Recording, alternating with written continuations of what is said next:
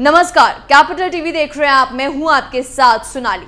आजमगढ़ उपचुनाव को लेकर अखिलेश यादव मझधार में फंस गए हैं, क्योंकि एक तरफ बीजेपी तो दूसरी तरफ कांग्रेस और तीसरी तरफ से बसपा ने उन्हें घेर रखा है। ऐसे में अखिलेश यादव कैसे आजमगढ़ की सीट पर अपना पताका लहराएंगे, जानने के लिए देखिए हमारी ये रिपोर्ट।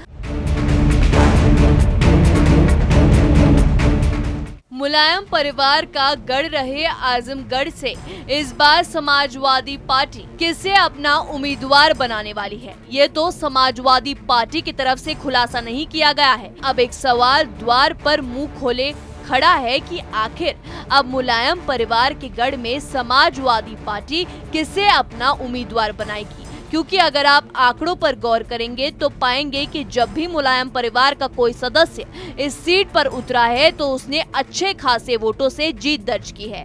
2019 में अखिलेश और बसपा ने साथ मिलकर चुनाव लड़ा था और अखिलेश आजमगढ़ से चुनावी मैदान में उतरे थे। उन्होंने उस चुनाव में बीजेपी के प्रत्याशी दिनेश लाल यादव उर्फ निरहुआ को 2.5 लाख से अधिक वोटों से हराया था।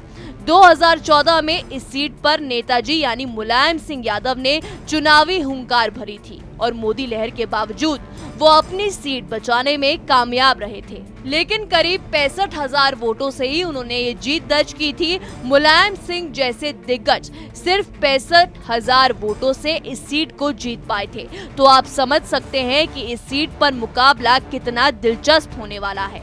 अब हम आपको इस सीट का जातीय समीकरण समझाते हैं। दरअसल हर बार चुनाव में यहाँ दलित, यादव और मुस्लिम मतदाता ही जीत हार का फैसला करते रहे हैं। आंकड़ों को देखें तो इसी यादव, दलित, मुस्लिम में से किसी दो के गठजोड़ को भी उम्मीदवार अपने पाले में करने में सफल रहा। उसी के सिर जीत का सेहरा बंधा। जातिगत समीकरण से ही 1962 से लगातार इस सीट पर या तो यादव प्रत्याशी विजय हुआ या फिर उप विजेता रहा। कई बार तो ऐसा रहा कि यादव उम्मीदवार ही यादव से लड़ा।